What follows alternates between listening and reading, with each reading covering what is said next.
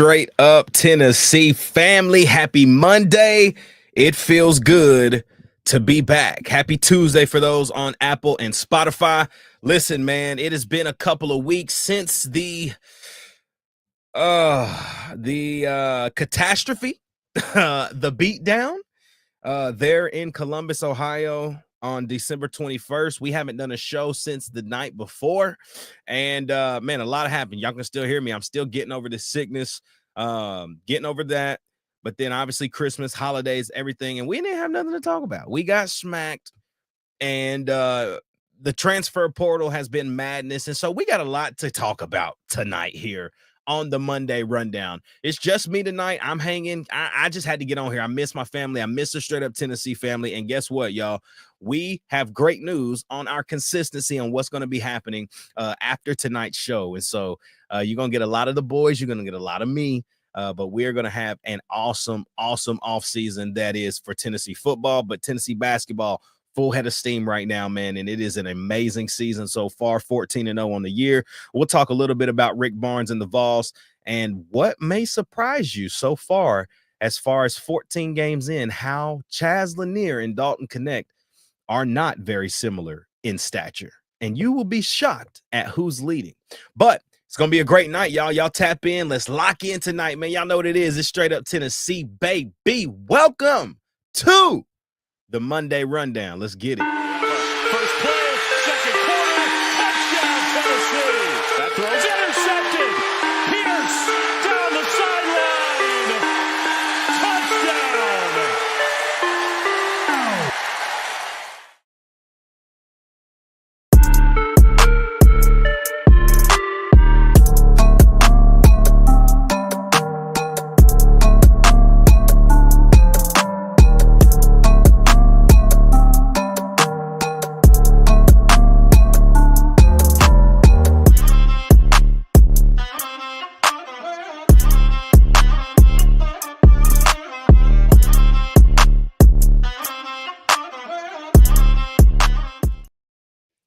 What up, straight up fam? It's your boy Ruck in the building, man. Y'all know what to do. It is the top of the show. Like, comment, subscribe, and join the channel, man. $2. Hop on in here, man. We getting geared up for baseball coming in the next few months, really the next few weeks. Tennessee basketball, #1 undefeated team, only undefeated team in the country. And then obviously your Tennessee Volunteer football team finished the year 10-3. Another great year under Heupel, but I would be doing the entire fan base a disservice if I didn't chime in on what happened there in Columbus. And so I'm going to do that at the top of the show. But I just want to give y'all a rundown, man, of kind of what we're going to do tonight, how we're going to flow. What's up in the chat? Say what's up to my boy Dylan. What's up, my boy in the building? Tim Rice. What's up, Tim?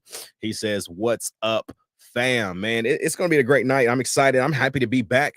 Been a few weeks, still trying to get this sickness up out of me, man. But I might snot a little bit, but I said I had to get on here, man. I had to get on here and chop it up with my fam. It's been too dang long. But here's a quick rundown of what we're going to talk about. We're going to talk about that Tennessee-Ohio State game from a couple weeks ago. Just I don't even know if you want to call it a game, but I'm going to address it because the Ohio State fans are crazy. They low-key ruthless and completely I'll say what I need to say about them in a minute. But transfer portal, man. Tennessee, did they strike out? Did we strike out in the portal?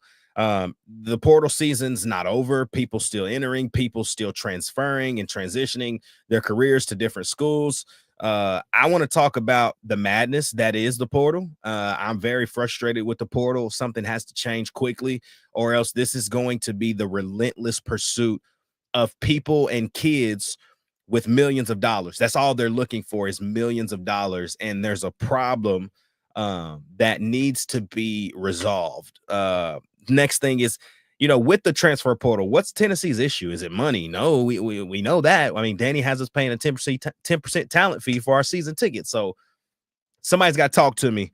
And then we're going to talk about Tennessee hoops to kind of wrap up the show tonight live. So chat, as always, man, if y'all have anything, drop it in there. Let's have a conversation. That's what Straight Up Tennessee is. This is a conversation. It's a family conversation where we come and vent and rant and do all the things we need to do to get these things off of our chest so that in turn we can all be happy. No BVS lives in on the Straight Up Tennessee show. So let's talk about it, man. Tennessee goes up to Columbus in what we thought was going to be one of the best games of the weekend, and it was the worst one of that weekend. Me, Turn, a lot of the boys, a lot of the people that watched the show, we were all there in Columbus, and we were all sadly mistaken. It was a beatdown. It was disappointing. It was the measuring stick to where we truly are right now as a program. And I hate saying that we're close. I'm so tired of saying we're close, guys, we're close. Because what that showed us is, again, that we're close, but we're not there yet. And then you see what's happening in the transfer portal with Tennessee, and you get scared and you get nervous, like what's going on in Knoxville? I don't know what's going on, right? Calm down about the portal. We'll talk about that in a minute. There are things that I truly believe have to change because it is not a place, or it's not a thing that's necessarily helping everybody. It's helping a lot of schools and it's helping some players, but it is what it is. You know, talking about the Tennessee-Ohio State game, Dylan says this, man, in the chat. To be fair, Ohio State has looked unstoppable since that Michigan game. You should say since us, right? Not since Michigan, because they looked terrible against Michigan. Since they played Tennessee, they have looked unstoppable. They've looked virtually unbeatable, unguardable, complete dominant, just like the Monstars. Y'all seen Space Jam? Like, they are the Monstars of college football right now. The $20+ million roster that everybody talked about all offseason, beginning of the year, it has showed up. That roster is showing up, and they are kicking everyone's you-know-what. Kicking everybody's you-know-what. And it's frustrating to watch because you're just like, dude, how is this 18-year-old kid in Jeremiah Smith doing what he's doing against cats that's going to be in the NFL next year? How is a mediocre average quarterback in Will Howard doing the things? I mean, God almighty, bro. Will Howard hadn't been that great at Kansas State. He wasn't that great for Ohio State this year.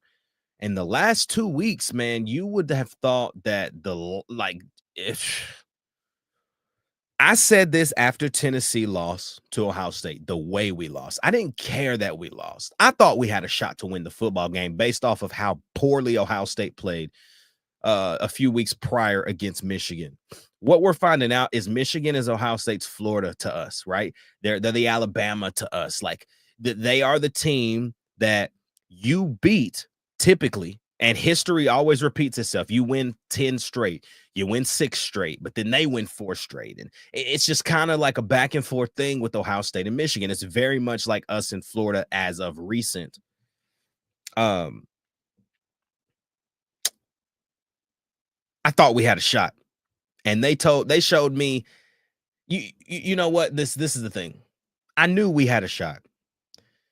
And I felt like early in that game, one call changed everything for how that game was going to be played out. Not player to player. It wasn't anything like that. It was first possession for Ohio State, 3rd down. Omar Norman Lott gets a sack on 3rd down. And then we see a flag come out. And it was a face mask call on a 3rd down sack on Ohio State's first drive. 3 downs in, no first downs. You get a sack, a massive game-changing, like, momentum type play. The stadium was rocking for the Vols. And then that yellow hanky came out, and it was a face mask, and it completely changed the game. Changed the game 1 minute into the game. Because after that specific play, Tennessee could never get another stop. Defensive backs were on islands getting cooked. It just turned into what we feared could potentially happen if this roster figured it out for Ohio State. And they did. And they kicked our tail. Up and down and up and down. Dylan says this: I was dead wrong on my evaluation. They walked us down in the trenches all 60 minutes. I mean, Jack Sawyer, JTT, they all kicked our butts. Tim Rice, if they keep playing the way they played us, they will win the Natty. Absolutely. Tim says going down 21 with the quickness is what killed us, and we couldn't get our feet back under us. It's true. That's what killed us. Hold on, y'all got to drink some water. I'm back. That's what killed us, man. Getting down early, first half. You fought, though, man. I mean, Tennessee fought. Nico and the Cats fought 21-10 at halftime after a horrible first quarter. I mean, what more could you ask for out of a young squad like that? Dylan Elam says they exposed our biggest weakness. They went motion out of the backfield, and our linebackers were completely lost, and they torched us over the middle. Same thing Georgia did. That's exactly right. You would think now in year 3 for Arion Carter, Jeremiah Thielander, and this massive, incredible freshman class that we just picked up, you would think that we'll see some things change, and we hope to. We really, really hope to. I hope to, and I think we will. So enough of that. I'm done talking about it. It was bad. Tennessee season's over, 10-3. Ohio State, if they don't win the Natty, it's a bust. If they don't win the Natty, it's a bust. That team is the best team in college football, 100%. And if they don't win the national championship, I can only imagine the excuses that I will hear from the Ohio State fans. I need Sel to clip this. 11 minutes in, y'all clip this. If Ohio State loses the national championship, I want to see every Ohio State fan come back onto this show and come back and say all the crazy stuff you've been saying for the last few weeks, talking rabbit, just out the side of your neck. Y'all are crazy. Y'all think Tennessee fans are crazy? No. Y'all fools are just relentlessly crazy. Like, to the point to where, like, y'all are, like, violent with it. It's weird. It's really weird. I guess it's just like in the South, we throw hands. In the North, y'all be really out here trying to kill people violently. It's really, really, really concerning. And so, y'all got to figure this out. Y'all got to figure out yourselves and stop acting like that. First of all, worst experience I've ever had in a stadium was at Ohio Stadium. Fans, listen, y'all, I get passion, but there's a difference between passion and aggression. Y'all people is aggressive. Y'all crazy for no reason. Like, it's football. We can talk trash and not be trying to fight and shoot people. Like, y'all are wild up there in Columbus, Ohio. Wild. Worst fan experience I've ever experienced. I will tell you that. And I believe not everybody is that way, but there was a lot of it, man. And I've never felt like that in Neyland or anywhere in the SEC ever. I guess they just do it differently up north. And I'm sure they're proud of it. They must be proud of it. But if y'all don't win the Natty, it's a bust. It's a bust kind of year. Because y'all are the best team in college football. We saw that, and I'm giving you your flowers. I'm giving you your flowers because I believe it. And I've seen it with my own eyes. But if you don't win the Natty, it is a bust. A bust year. Massive bust. And you won't get another one. I don't think. This is the best roster I've ever seen assimilated in college football. Ever. If they don't win, it is going to be a problem. Let's get it, y'all. Let's go to the transfer portal, man. Tennessee and the portal. Oh, gosh. We're up, we're down, we're up, we're down, we're up, we're down. We're happy, we're sad, we're happy, I don't know what to do. I don't know what to do right now with the portal. The portal is I'm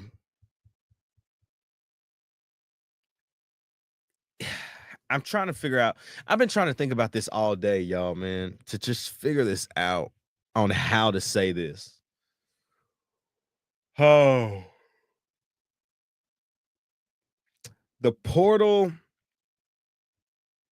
brings such a spotlight on finances and money that the initial idea behind it is not even like realistic anymore. Right? The portal was invented to me was to give players an opportunity to play football at another place that maybe they could have more success to better their careers after college. You didn't hop in the portal to make more money. But now, all we hop in the portal for, you could have just won a national championship and people are transferring off of your roster because they want more money. Or I'm just confused. And it's just kind of the same thing with Tennessee. So far, players that have left the Vols have been Caleb Webb, Jordan Matthews, Jalen Smith, Chaz Nimrod, Jason Jenkins, Squirrel White, Caleb Perry, Holden Stays is still in the portal. Christian Harrison is still in the portal. Cam Selden, Nathan Leacock, Khalifa Keith, Vyson Lang.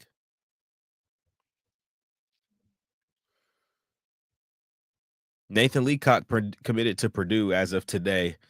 Oh, I see that. I see you just said that, Dylan. Yeah, he just committed. Like literally just committed to Purdue. Interesting. But it is what it is. Let me see what this says. Dylan says this in the chat. The problem with the portal is the same issue with the NBA today. Everybody wants to be a superstar and no one wants to be a role player. They don't get it their way and they go and eventually fizzle out. I couldn't have said it better. These kids think that superstardom is the only way they can make it to the league. But in the NFL, you see more and more role players getting bigger opportunities. Who would have thought it took Sam Darnold this many years to now be playing at this level in the NFL?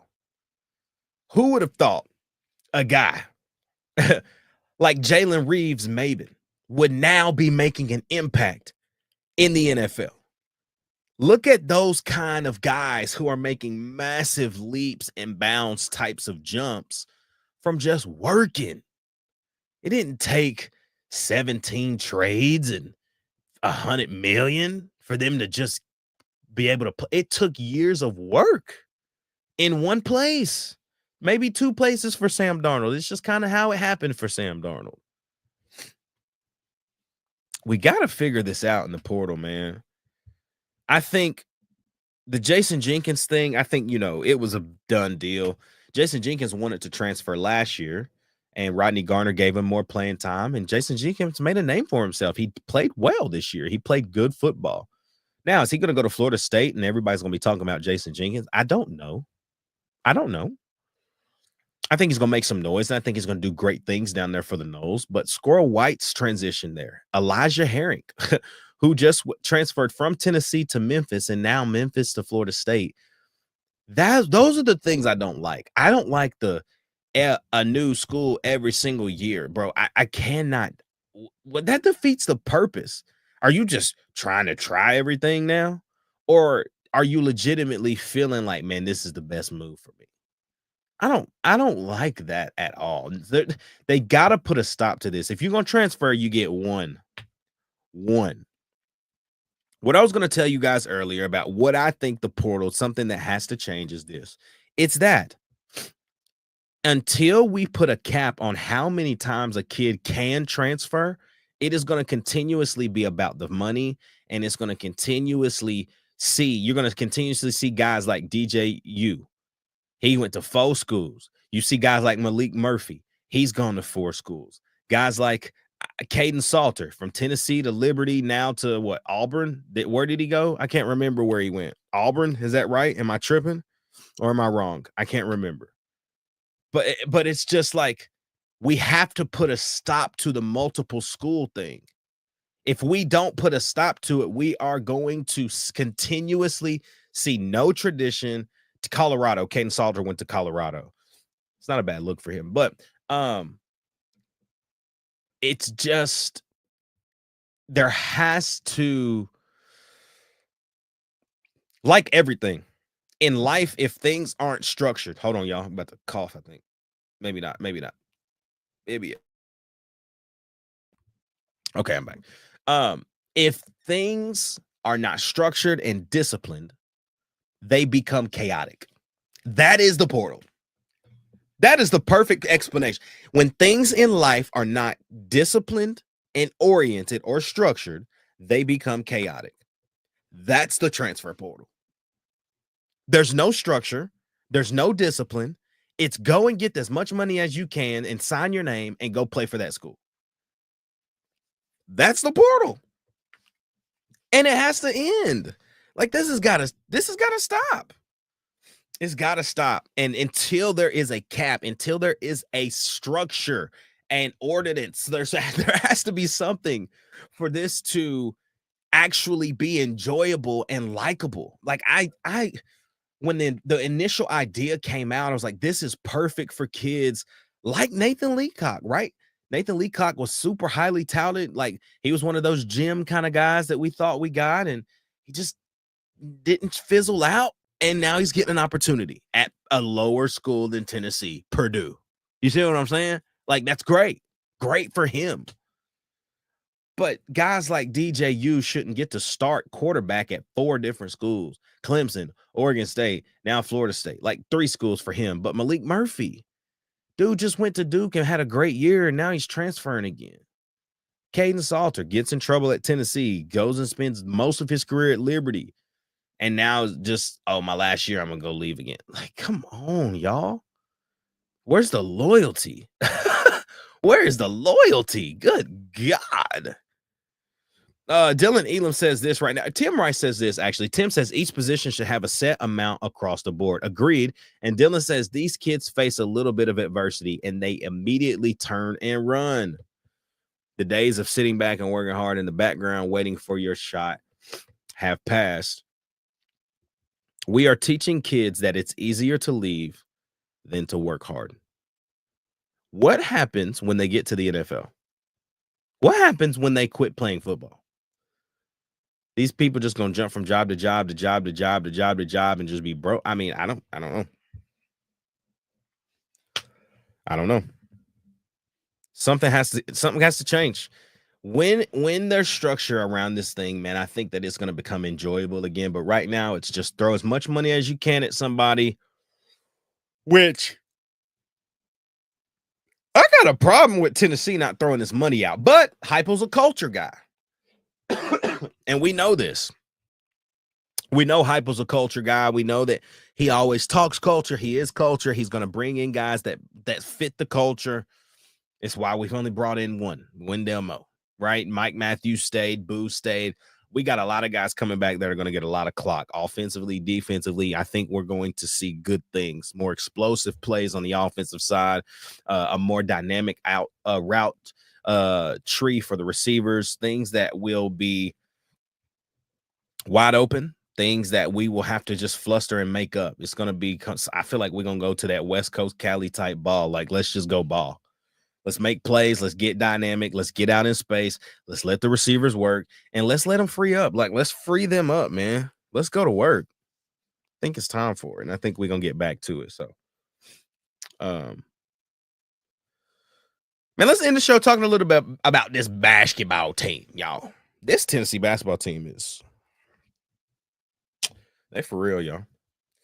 They for real. And I know I said earlier in the year, man, this might not be Barnes' most talented team. I corrected myself. I've seen all I need to see. Defensively, this might be his best roster defensively. Offensively, it's interesting. We're still struggling in different moments in games, but when you got a guy like Chaz Lanier, a walking bucket. He gets down. He gets into the flow quick. Doesn't take him long. You know, I felt like that was the difference with DK, right? When you watch Dalton Connect play, you could sometimes see it took him a minute to get into the flow of the game. It might take him a few possessions. Excuse me. I don't know if I'm going to yawn, cough, or sneeze. I can't laugh because I cough. Excuse me. It's kind of like when you watch DK, it took him a while to get into the flow of the game sometimes. That's why when you saw DK explode for like 30, he would have a stint where he scored 15 straight. You know what I mean? Like that's what he would do. He would go on scoring spurts. Chaz just drops him in you all freaking night. He might go for 8 right here, another 5, 10 right here. All right, cool. I'm good with 28. You know what I'm saying? Like that's just what he does. And I'm good with 23 right there. I'm good. I'm good off that. But the fast release, the quick step, the bounce. I mean, Chaz can absolutely do it all. You know, I saw something wild today that I told you earlier in the show. You might think this is crazy, but between the two, between Dalton Connect and Chaz Lanier, through 14 games, Chaz Lanier is actually averaging almost 5 more points per game as Dalton Connect, shooting the ball at a higher clip from behind the 3-point line, turning the ball over less than Dalton Connect. Chaz Lanier, by the numbers, is better than Dalton Connect was at this time in the year. People not gonna believe or like that, but he is statistically better. I think he is better. I think he's a little bit more polished than DK. DK's a dog, and do not get me the dang wrong. DK's a dog. Chaz is just a little more polished, not as raw, you know, not as shifty or flashy even. Like DK could just take you one-on-one and cook you, flashy, finger roll, dunk on you. What did you want him to do? He would do it. Chaz is a little bit more of a polished scorer, screen and roll, pick and pop, running off screens and pulling, fast breaks. Like he does like the ISO game, but he works better in a set. He gets open in an offensive set and he's going to knock it down. If he comes off a screen, he's knocking it down. Excuse me, fam. Dylan says all it takes is a 2-minute run and Chaz will get you 12 that fast. Kid is a shooter, a bucket getter, an absolute bucket getter, bro. He gets it how he wants it, when he wants it, and wherever on the floor he wants it. He will get it. So Tennessee basketball, man, it's just impressive. You know, it's impressive to see. It's nice to watch. We can't have any injuries, though. This team can't suffer an injury nowhere. The only place you probably can is that 2 to 3 position between like Gainey,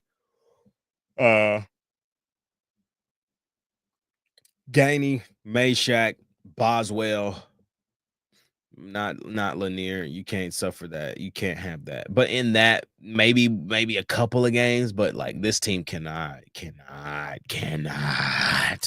suffer injury. Cannot, especially in the bigs. Losing Estrella, Cameron Carr hopping in the portal in the middle of the year, just weird. We got to play 8 guys all year, and we got to just be ready to play. And that's just kind of the way that the roster ended up with injuries and the transfer portal being available to just hop in whenever you freaking want to. So big game tomorrow night against Florida at Florida. Florida's coming off their first loss of the year at Kentucky on Saturday. You can believe that dang place is going to be rocking. But Tennessee can win the game, and they should win the game. And gives Florida their second loss on the year, second loss at the conference. If Tennessee does lose tomorrow, it will be a good loss. It's a good loss early to a good team. But I don't want to lose. Let's keep winning. Let's take that L here in a couple weeks, maybe to somebody super trash, not to somebody good. We need to keep building that resume, get that 1 seed. But y'all, let me tell y'all what's cooking up for Straight Up Tennessee, and then we're gonna wrap tonight. So this is our last show for this week. So I want us to hop on Monday. Just hop on. Chain. I missed y'all, man. I missed the show. I'm trying to fight this cough and all of this crap. I'm sorry, but I showed up. You feel me? That's what I did. Sorry for the snot as well. But for the foreseeable future, we are going to be Sundays and Wednesdays. So live Wednesdays at 7:30 p.m. and then live on Sundays at 6 p.m. So we're going to be live Sundays at 6, Wednesdays at 7:30 Central.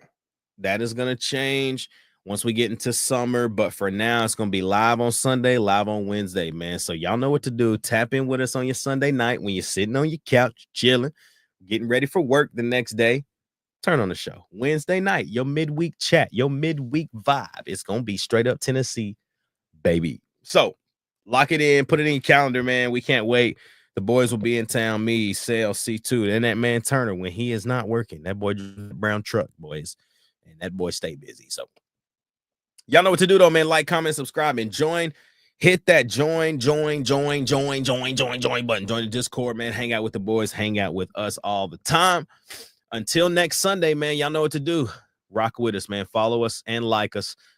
We can't wait to be back with you, man. Me, C2, Selly. It's going to be a good old Sunday, man. Can't wait for y'all to tap in with us. We're going to continue to talk all things Tennessee football, basketball, recruiting, transfer portal, and Tennessee baseball as it arrives here in a few weeks, man. It's your boy Ruck in the building. Thank y'all so much for tapping in with us tonight, man. Y'all know what it is, though, man. It's straight up Tennessee, baby. We'll see you live on Sunday. We out.